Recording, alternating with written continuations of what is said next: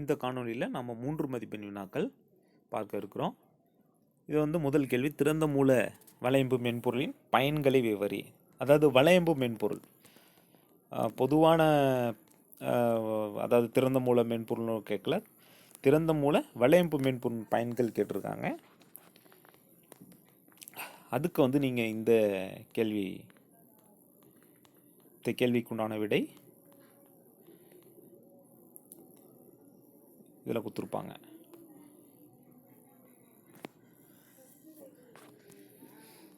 திறந்த மூல வலையமைப்பு மென்பொருளின் தேவைன்னு கொடுத்துருக்காங்க பார்த்தீங்களா. இந்த இடத்துல இதில் வந்து நீங்கள் திறந்த மூல வலையமைப்பு மென்பொருள் வலையமைப்பில் உள்ள சேவையகங்கள், உறுப்பு கணினிகள், நெறிமுறைகள், வலையமைப்பின் தகவல் பாய்வு மற்றும் செயல்படாத பகுதிகளை பற்றிய அறிக்கைகளை அளித்து உதவுகின்றன. என்ன இதனுடைய முக்கியமான செய்திகளாக என்னெல்லாம் கொடுக்குது அப்படின்னா, அறிவிப்பு செய்தி, அதே போல் எச்சரிக்கை செய்தி. ஸோ இவற்றையும் வந்து வழங்குது. அறிவிப்பு செய்தி என்ன?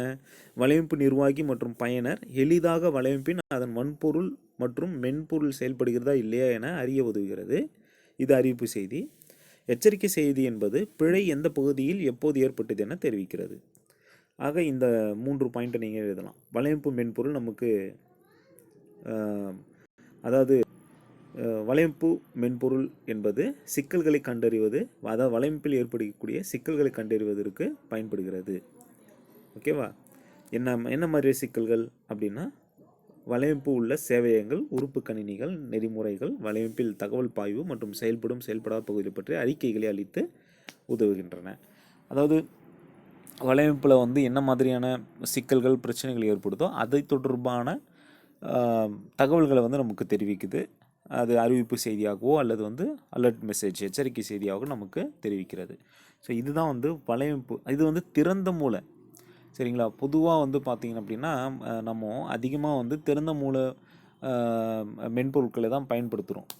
ஏன்னா திறந்த மூல மென்பொருள் என்பது பயன்படுத்துவதற்கு எளிமையானது. அது மட்டும் இல்லாமல் அதாவது ஒன்று இல்லைன்னா இன்னொன்று நம்ம பயன்படுத்திக்கலாம். எல்லாத்துக்கும் மேலே வந்து இலவசமாக பதிவிறக்கம் செய்து பயன்படுத்திக்கலாம். அப்போது அத்தகைய திறந்த மூல வலையமைப்பு மென்பொருளுடைய பயன்கள் தான் வந்து கேட்டிருக்காங்க. அது இந்த 3 பாயிண்ட் எழுதுனா போதும். அடுத்த கேள்வி, திறந்த மூல மென்பொருள். அடுத்தது இலவச மென்பொருள். திறந்த மூல மென்பொருள் வேறு, இலவச மென்பொருள் வேறு. இலவச மென்பொருள் என்பது என்னென்னா முழு சுதந்திரம் கொடுக்கும். அதான் இலவச மென்பொருள் என்பது. ஸோ அது வந்து நம்ம இங்கே கொடுத்துருப்பாங்க.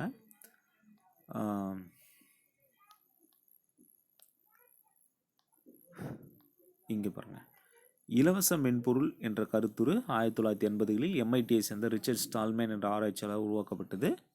இது லாப நோக்கமற்ற இலவச மென்பொருள் அமைப்பு தெரிவித்த 4 தத்துவங்களை அடிப்படையாக கொண்டுள்ளது. இது முக்கியமான பாயிண்ட்டு. அந்த 4 தத்துவங்கள் என்ன அப்படின்னா, பயனர் வந்து பார்த்திங்கன்னா அதை இலவசமாக பதிவிறக்கம் செய்து பயன்படுத்தி கொள்ளலாம். அவற்றை அவங்க வந்து ஆராயலாம், அவற்றை பற்றி மேலும் நிறைய படிக்கலாம், தெரிந்து கொள்ளலாம். அந்த மென்பொருளை பற்றி பல்வேறு விஷயங்களை வந்து அவங்க தெரிந்து கொள்ளலாம். அவற்றை வந்து மாற்றி அமைக்கலாம், தேவைக்கேற்றவாறு புதிதாக சேர்த்து கொள்ளலாம். சரிங்களா? மாற்றி அமைக்கலாம், புதிதாக சேர்த்து கொள்ளலாம். அதுக்கப்புறம் டிஸ்ட்ரிபியூட் விநியோகிக்கலாம். முக்கியமாக இது 4வது, விநியோகிக்கலாம்.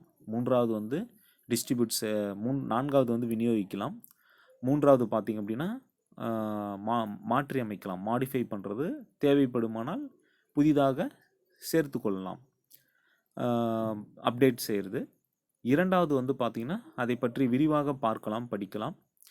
முதல்ல வந்து பார்த்திங்கன்னா இலவசமாக பதிவிறக்கம் செய்து பயன்படுத்தி கொள்ளலாம். ஸோ பயன்படுத்துவது, அதை பற்றி விரிவாக ஆராய்வது, அதுக்கப்புறம் மாற்றுவது மற்றும் புதிதாக சேர்ப்பது, அதுக்கப்புறம் விநியோகிப்பது. இந்த 4 விஷயங்களையும் முழு சுதந்திரம் இருக்கும். இது இலவச மென்பொருள்.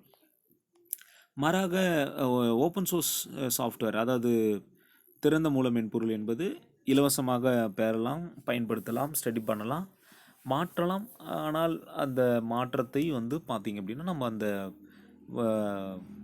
குழுவுக்கு அனுப்பணும். அதாவது அந்த திறந்த மூல மென்பொருளை மேனேஜ் பண்ணுறாங்க இல்லைங்களா, நிர்வாகம் செய்யக்கூடிய அந்த குழுவிற்கு நாம் அனுப்பி அவங்க வந்து அதை சரிபார்த்து பின்னர் பரிந்துரைத்தால் மட்டுமே நாம் செய்த அந்த மாற்றமானது அது ஏற்றுக்கொள்ளப்படும்.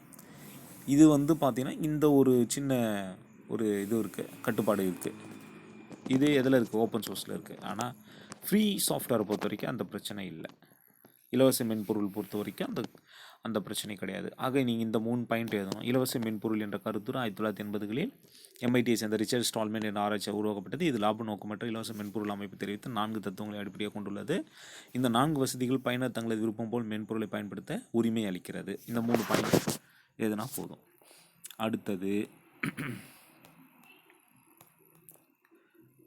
புகழ்பெற்ற திறந்த மூல மென்பொருட்களை பட்டியலிடு. புகழ்பெற்ற திறந்த மூல மென்பொருட்கள் பட்டியலிடும்போது இந்த இது இருக்கு பாருங்கள்.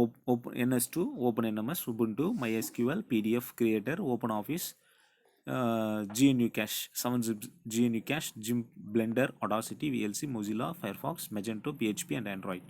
ஸோ இது நீங்கள் எழுதணும்.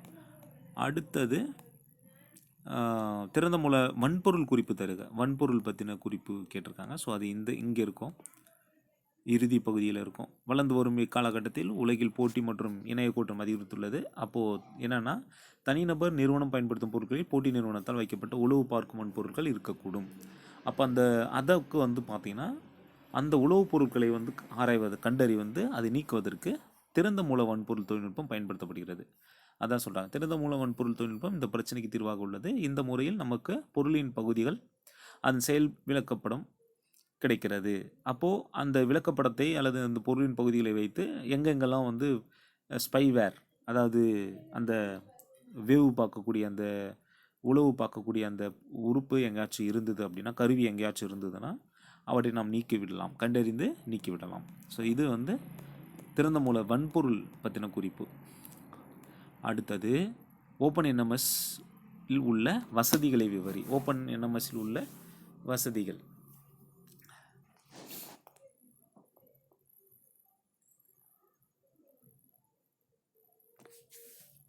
OpenNMS இல் உள்ள வசதிகள்னும் போது அந்த 3 வசதிகள் கொடுக்கப்பட்டிருக்கும்.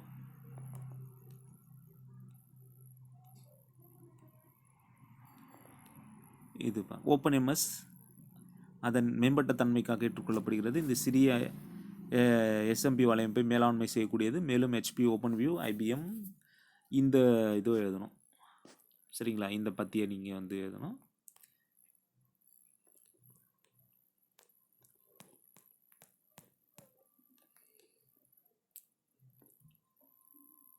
அடுத்து திறந்த மூல கருத்துடன் தொடர்புடைய பல்வேறு அமைப்புகளை விவரி. திறந்த மூல கருத்துடன் தொடர்புடைய பல்வேறு அமைப்புகள் இங்கே ஒரு பட்டியல் கொடுத்துருப்பாங்க.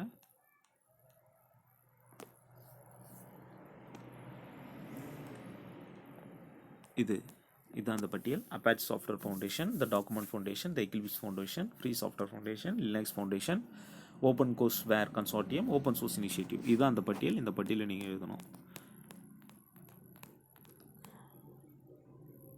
இதான் வந்து 3 மதிப்பெண் வினாக்கள்.